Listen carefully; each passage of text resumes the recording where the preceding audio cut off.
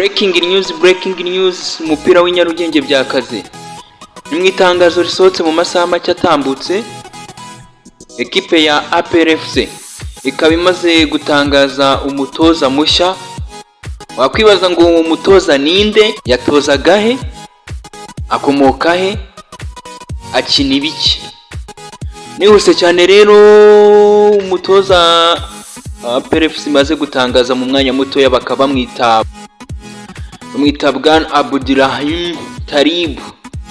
APR FC ikaba imaze gutangaza ko uyu mutoza uzanye n'abungiriza be akaba amaze gusinyishwa igihe kingana n'imyaka 2 ishobora kuzongerwaho. Nihuse cyane rero, wakwibaza ngo uyu mutoza bimeze bitebye. Talib Abdulrahim akaba yaravukiye i Casablanca muri Maroc mu mwaka w'1963. bivuze ko ari mu myaka 63 aho ngaho. Akaba yaratangiye akazi ko gutoza muri 2007. Yatoje amakipe akomeye muri Maroc, twavuga ko akomeye ku rwego rwe. Yasinze ko nahita nkomfirima koko aya makipe akomeye kuko urayashaka ukayabura.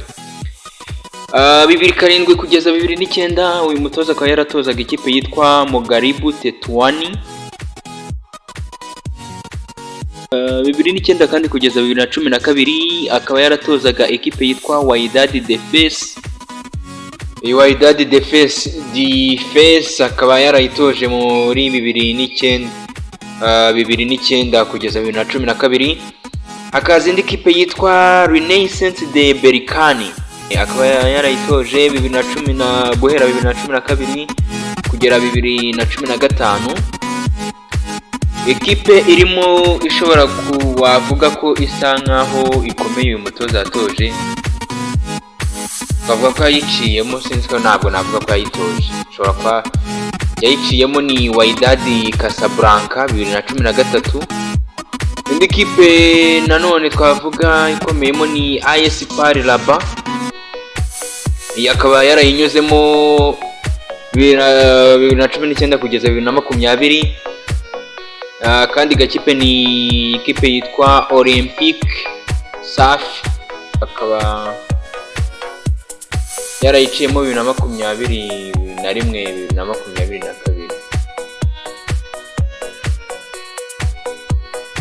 Uyu mutoza kandi mu mwaka wa 2023 yakoze nka technical director muri Renaissance de Mamra. Ikindi wamenya kuri Talib, azwiho kuba umutoza ukunda gutoza abakinnyi bakiri bato. Akaba akina rero, turebye muri system akina uyu mutoza akaba akina, uyu mutoza rero akaba akina system ya 4-2-3-1. Akaba rero yaramaze igihe nakita ko ari nk'imyaka 2 adafite ekipe, kubera ko ekipe yaraherutsemo ni ekipe yitwa bayita Difa Hassan de El Jadida.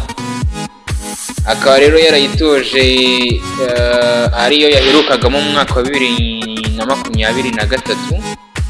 Nibariza abafana ba Nyamukandagira, wewe ufana APR reka mwibariza. Uyu mutoza urabona azabageza mu matsinda nk'uko intego za APR, zimwe mu ntego za APR FC buri mwaka ni ugushyika mu matsinda mu gihe basohokeye igihugu.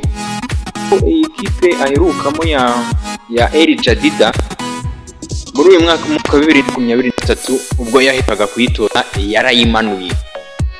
Yashoje ku mwanya wa 16 ari ku manota 25, aho mu mikino igera muri 30 yatsinze imikino 5 gusa, anganya imikino 10.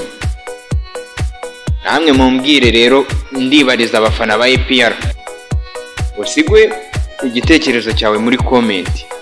Iyi ni Nira TV5 bikuzanira kugeza update.